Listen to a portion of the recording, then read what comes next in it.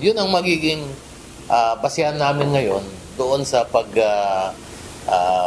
magkaroon ng finding sa kanya for command responsibility. Bakit inabot ng ganito?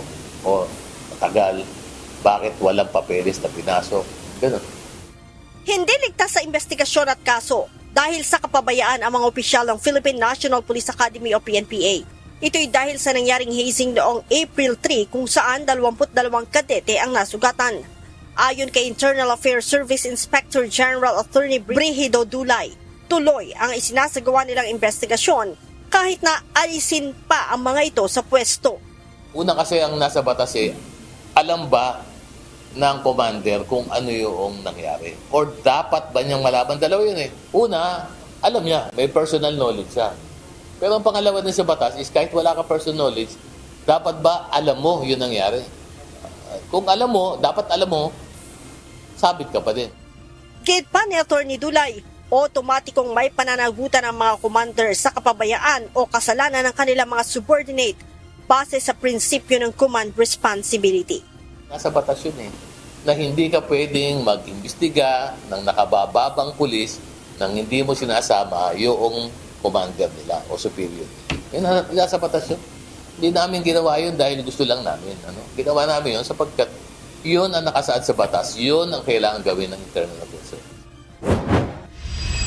Bukod sa pananagutan sa nangyaring krimen, kasama rin sa iimbestigahan ng IAS ay kung bakit inabot pa ng 4 na araw bago na iparating kay PNP Chief Police General Jose Melencio Nartates Jr.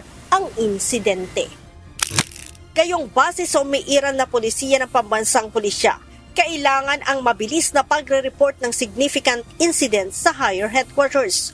Alinsunod sa Memorandum Circular 2017-031 at Revised Standard Operating Procedure 1701-0301.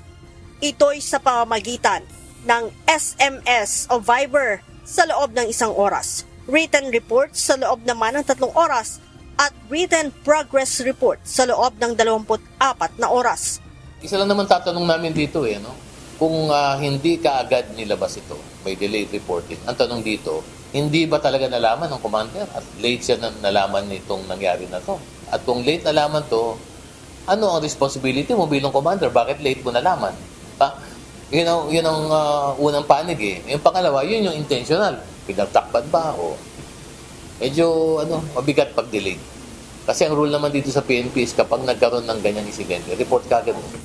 Dagdag ni Attorney Dulay, sakaling mapatunayang may kapabayaan ang mga opisyal, haharap ang mga ito sa administrative case kaugnay ng command responsibility.